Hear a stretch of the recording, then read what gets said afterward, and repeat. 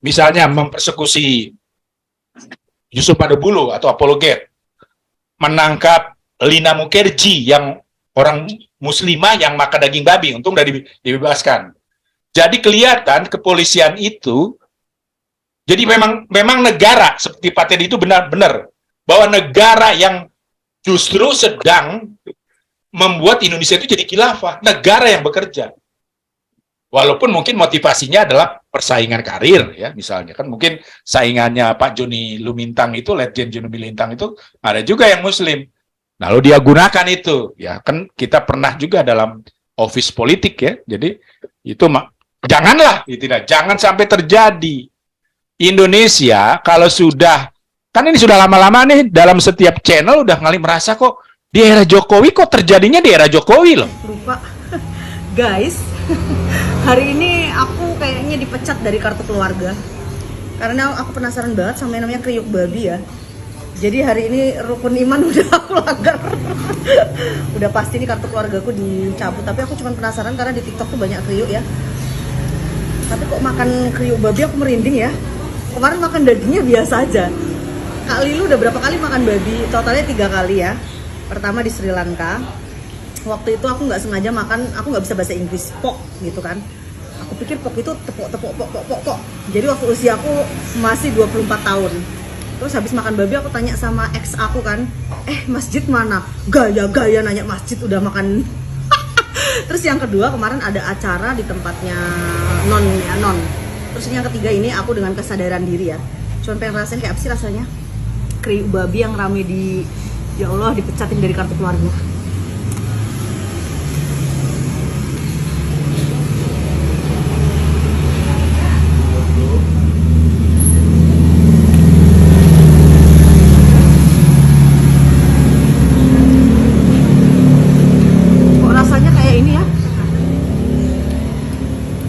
Kriuk babi kayak daging sapi yang dijemur, yang keras, nggak seenak yang orang cerita di TikTok sih aku ya. Kalau aku be aja. Ya Allah, takut ada yang masuk puskesmas ini keluarga aku. Maafkan aku ya, cuman konten kok. Udah.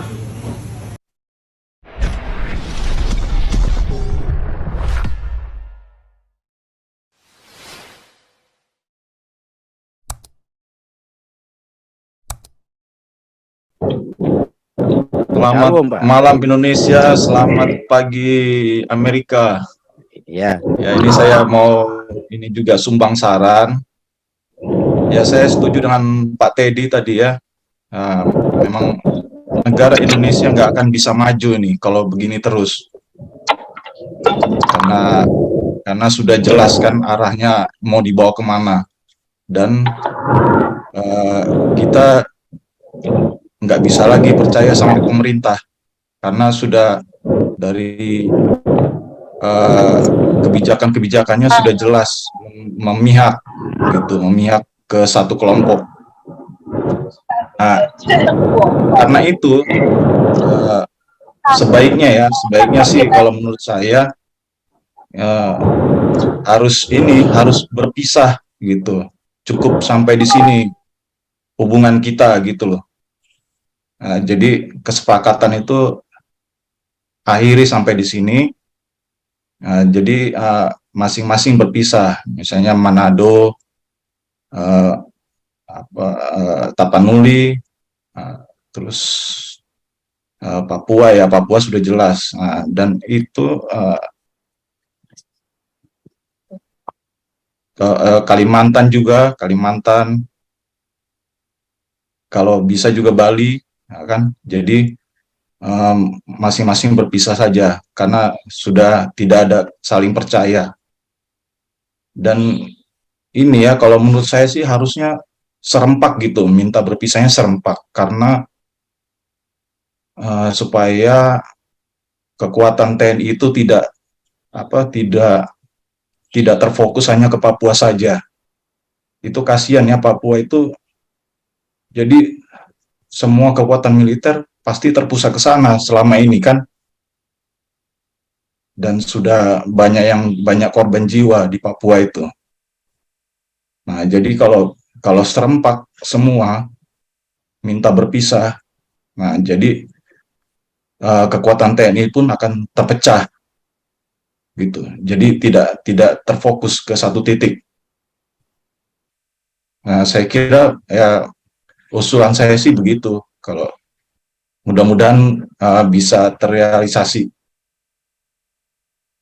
Ya, karena tidak akan karena nggak akan maju karena eh, kita akan dikucilkan dari pergaulan dunia. Karena itu kan karena yang contohnya salah satunya penolakan yang Piala Dunia U20 yang menolak Israel kan itu sudah dijauhi dari pergaulan dunia itu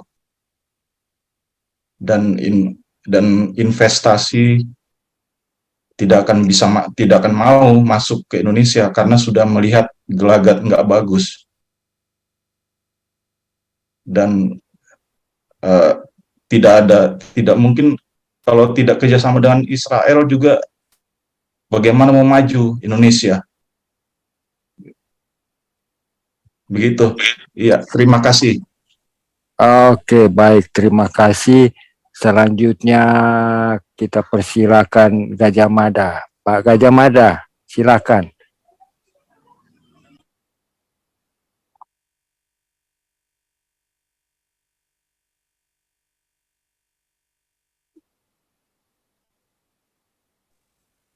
Bang Gajah Mada, gimana suaranya nggak ada?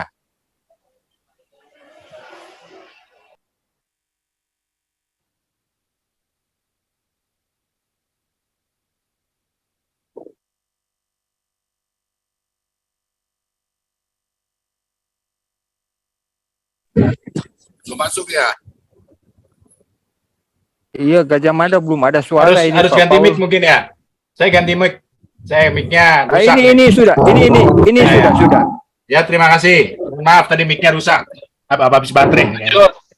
Ya, jadi menurut saya sih, saya membenarkan tadi Pak Teddy, ya, contoh yang paling ekstrim adalah, itu Johnny Lumintang, ya, Letjen Johnny Lumintang itu diangkat jadi Pangkostrat, ya, di era Habibie. Gara-gara dia Kristen, itu cuma 17 jam itu dia jadi Pangkostrat. Itu contoh yang paling telak, karena waktu itu ICMI lagi kuat. Orang Gorontalo, setahu saya, itu dekat dengan orang Manado, ya. Kalau yang berpendidikan tinggi, ya. Contoh, ada teman saya, orang Manado, dekat sekali tuh dengan Sandiaga Uno. Ya. Nah, tapi kalau dia sudah Islam atau sudah Muslim, itu problem memang. Nah, jadi saya juga sudah mendengarkan Joshua Tewu, karena tadi kan diomongin sama Muhammad itu mengenai Papua, ya. Saya sudah tegaskan berulang-ulang di sana, ya. Di sana sudah bicara Mas Kalponto sama Ibu Koni, ya. Jadi saya tegaskan gini, kalau orang Papua, Joshua Tewu dulu ngata-ngatain saya makar-makar, sekarang dia membahas Papua ya. siap, Aduh, tidak tak terulang memang ya. siap, Sudah sepi dulu tanda ya. Ya.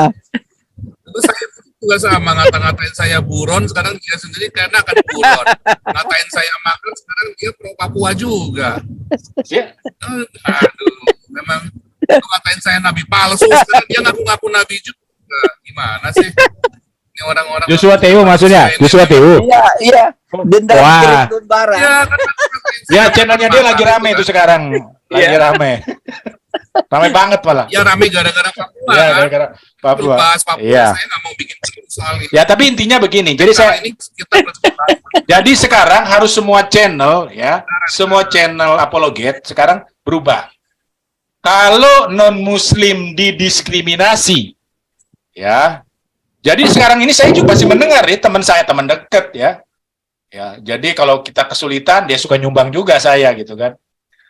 Dia kerja di departemen pemerintah, ya. Itu ada diskriminasi dan didorong untuk jadi muslim. Kan itu nggak benar menurut saya.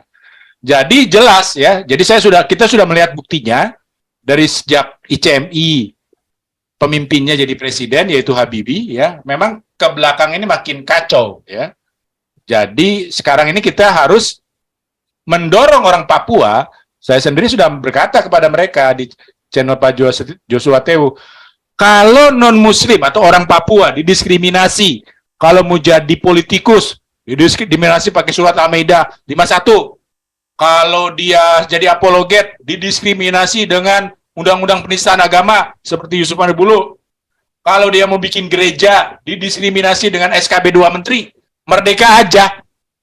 Papua lepas aja, itu Indonesia langsung keluar dari G20 loh. Jadi Indonesia itu kuat, apalagi di era sekarang ya, di mana konflik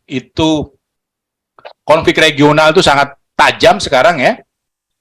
Ya, jadi memang sekarang lagi rebutan siapa yang jadi negara superpower ya. Itu fakta. Dan saya tertarik kepada topik-topik itu sebenarnya. Nah, Indonesia itu kalau nggak ada non-Muslim nggak kuat. Minimal kalau Papua pengen lepas ya, di situ ada Australia, ada Amerika, dan mungkin juga Cina membantu. Karena kan itu jadi penting, jadi Papua itu jadi penting. Ya. Makanya kemarin kan bisa kalah kan, bisa mati banyak gitu. Ya waktu itu dijelaskan itu. Malah dituduhnya jadi seolah-olah ada tentara bayaran akhirnya. Ya jadi padahal itu belum tentu benar kan, tentara bayaran itu ada atau tidak. Tetapi kalau benar berarti kan sudah maju.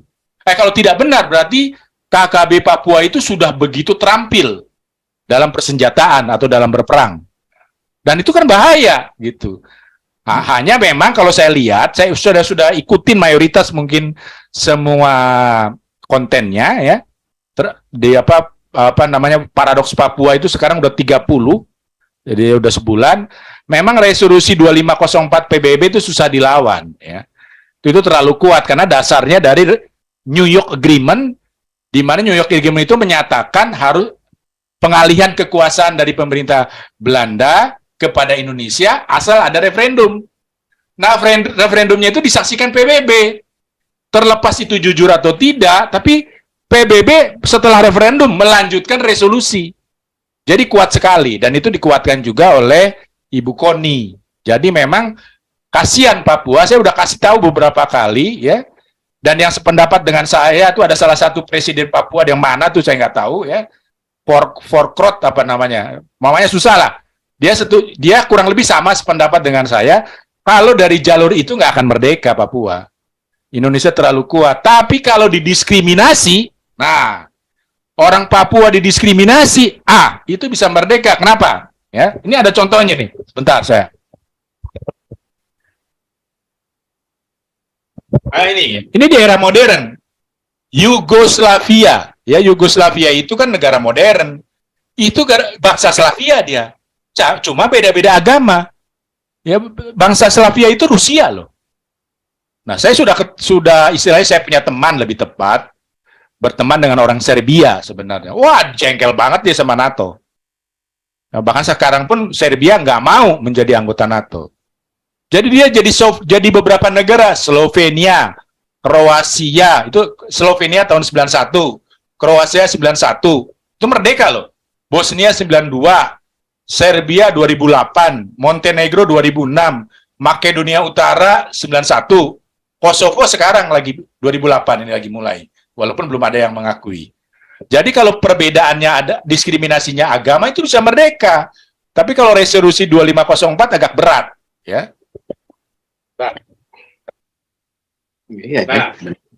Jadi jangan cuma tadi kan ada seruan untuk bersama-sama. Saya setuju bersama-sama, tapi seruannya adalah diskriminasi dalam bidang hukum. Undang-undang penistaan agama oleh Mahfud MD, sebut aja. Ya kalau Galarua bisa bagus itu, ya. Dalam bidang politik sudah kelihatan, dalam bidang politik jelas itu MUI. Pakai diskriminasi Al-Maidah 51, Wapres malah jadi Wapres dia. Bahkan saya mendorong Kapolri itu nggak perlu sowan kepada NU. Saya udah mulai nggak percaya sama NU. Karena setelah dia masuk jadi pemerintahan, jadi kadrun juga dia. Ya, ini kan lagi pemilu nih, ya. Saya mau ngomong begitu tuh. Jadi Indonesia kalau mau maju bukan karena jadi Islam. Kalau jadi Islam itu Indonesia malah lemah. Itu kan sudah terjadi pada era Majapahit. Dengan banyaknya sultan, Indonesia jadi lemah. Untung dijajah kafir Belanda. Jadi balik lagi tuh wilayah Majapahit sampai fak-fak di Papua. Nah, lalu ada keberuntungan lagi. Amerika bom atom Jepang, kafir lagi yang membuat tanggal 15 Agustus itu Kaisar Hirohito, Kaisar Jepang itu tanpa syarat menyerah. Jadi dari tanggal 15 sampai 17 itu kosong. Ya kita bisa merdeka. Setelah kita merdeka, tinggal Papua belum merdeka. Kita tuntut sama Belanda. Belanda nggak kasih. Terus kita dibantu sama Rusia. Kafir lagi. Waktu itu masih komunis. Ya, kafir bantu kita. Kasih persenjataan, itu sampai kita tuh jadi paling kuat di Asia. Jadi ketika Belanda kirim armada kapal induk, saya lupa namanya tuh. Tapi saya punya linknya. Armada kapal induk ke Papua, kebetulan kafir Amerika, dalam hal ini Presiden Kennedy, ya, Kennedy, dia ngiler sama saham Freeport, sama emas Papua lah. Ya, jadi dia halangi. Jadi kapal Indonesia dari Rusia itu udah ngepung Papua. Lalu mau dibantu lagi, Belanda mau kirim lebih banyak lagi kapal perang, itu ditahan sama Kennedy di terusan Panama. Akhirnya Indonesia bisa menang. Jadi tapi yang intinya itu Belanda itu menegaskan kekuasaan Majapahit. Setelah itu diminta lagi, setelah diminta kita harus perang. Nah, ketika perang menang, walaupun korbannya Komodor Yosudarso, dan Amerika membantu. Amerika membantu karena dia punya, bayangin, yang namanya Gunung Emas Freeport itu Amerika mintanya 90% loh. Ya karena dia merasa bantuannya itu cukup signifikan. Karena Belanda itu ditahan di terusan Panama. Nah, jadi jangan sampai sekarang ini ya seolah-olah kafir tidak punya andil. Kafir banyak sekali andilnya. Mulai dari Belanda tadi, ya walaupun dia menjajah, tapi karena para sultan itu tidak bisa mempersatukan. Jadi begitu jadi muslim, sultan itu sendiri-sendiri. Nah, jadi harus kita perangi sebenarnya. Islam itu nggak cocok buat Indonesia. Indonesia nggak akan jadi gede. Ya tadi Pak Teddy udah ngomong begitu. Indonesia nggak akan jadi gede. Nah, gara-gara seperti sekarang ini sudah terjadi ya, pelan-pelan memang misalnya mempersekusi Yusuf Madubulo atau apologet, menangkap Lina Mukherjee yang orang muslimah yang makan daging babi, untung dari dibebaskan. Jadi kelihatan kepolisian itu, jadi memang negara seperti Pak Teddy itu benar-benar bahwa negara yang justru sedang membuat Indonesia itu jadi khilafah, negara yang bekerja. Walaupun mungkin motivasinya adalah persaingan karir, ya misalnya kan mungkin saingannya Pak Joni Lumintang itu, Letjen Joni Lumintang itu ada juga yang Muslim. Lalu dia gunakan itu, ya kan kita pernah juga dalam office politik ya. Jadi itu janganlah, jangan sampai terjadi. Indonesia kalau sudah, kan ini sudah lama-lama nih dalam setiap channel udah merasa kok di era Jokowi kok terjadinya di era Jokowi loh. Ya, Yusuf Madubulo ditangkap era Jokowi. Lina Mukherjee ditangkap polisi gara-gara makan dan daging babi di era Jokowi. Gereja di 15 tahun udah menang di Mahkamah Agung di era Jokowi juga. Walaupun dikasih bangunan gereja baru. Nah, ini jangan sampai Jokowi juga bermain dua kaki gitu maksudnya. Hanya saya mulai agak sedikit terhibur karena waktu itu Jokowi mau mengundang Israel. Saya pun meyakininya. Tahu-tahu PDIP bilang, wah nggak bisa, ini ideologi Soekarno. Ya, alasannya penjajahan itu adalah hak segala bangsa. Nah, sekarang Papua kan merasa dijajah, bagaimana dong? Kan jadi repot kan? Nah, jadi harus mereka ini merasa jangan didiskriminasi dalam bidang politik, pemerintahan, beribadah, dan sebagainya. Semua itu harus rata, seperti Amerika. Bahkan sampai Obama itu kan dibilang monyet, tapi boleh jadi merdeka. Boleh jadi presiden maksud saya. Boleh jadi presiden. Jadi jadi ini bahayanya kalau PDIP ya. PDIP mengatakan bahwa Israel itu didiskriminasi. Lama-lama yang didiskriminasi presiden harus Muslim, ya. Lama-lama yang didiskriminasi non Muslim, nggak boleh berada di jabatan-jabatan seperti Pangkostrat, di apa namanya di Pangkostrat, lalu di BUMN, lalu di kementerian. Itu kan tujuannya. Jadi PDIP juga udah jadi kadrun hanya lewat mendiskriminasi Israel. Jadi bahaya. Itu kalau dia nggak berubah, ya nggak boleh menang pemilu nanti. Kalau dia nggak berubah bahwa atas nama ideologi Soekarno Israel harus didiskriminasi, itu nanti akan mendiskriminasi non-Muslim. Ujung-ujungnya kalau tidak dilawan, jatuhnya akan ke situ. Jadi bahaya sekali. Nah, mulailah sekarang. Saya serukan melalui channel ini, ya. Mau channel yang saya masuk lah, berarti sekarang di channel ini. Ya, kita harus melawannya secara bersama-sama, yang non-Muslim, ya, bersama-sama. Karena menurut saya itu non-Muslim itu mayoritas sebenarnya. Jangan ada diskriminasi. Kalau soal politiking di TNI, politiking di BUMN, yang sifatnya sempit ya, bukan negara, itu segala macam memang dipakai.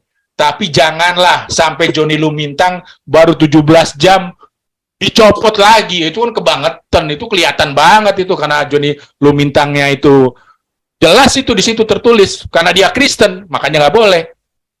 Makanya saya berani ngomong karena itu sudah jelas. Nah, itu nggak boleh lah terjadi lagi ya di zaman sekarang. Apalagi sekarang ini kalau mau merdeka gampang. TNI bisa kewalahan ya. Karena tadi konfliknya lagi berat. Ini konfliknya di apa sebutlah ya memang Cina terjepit ya. Dia harus merebut Taiwan. Jadi dia tuh mau ke Pasifik itu nggak bisa kekepung sama Jepang, ketepung sama Filipina, kalau ke selatan ke Indonesia, Vietnam sama Malaysia. Terkepung Cina itu. Jadi dia memang harus rebut Taiwan. Nah, ketika Taiwan direbut apa yang terjadi nih? Nah, nanti bisa ada permainan geopolitik ya. Ya, jadi Cina itu sangat butuh Taiwan supaya bisa ke Samudra Pasifik. Jadi bahaya sekali sekarang ini. Janganlah pemerintah atau TNI bermain-main dengan mendiskriminasi non-Muslim. Saya mau ngomong itu aja. Siapa moderator sekarang ini? Terima kasih.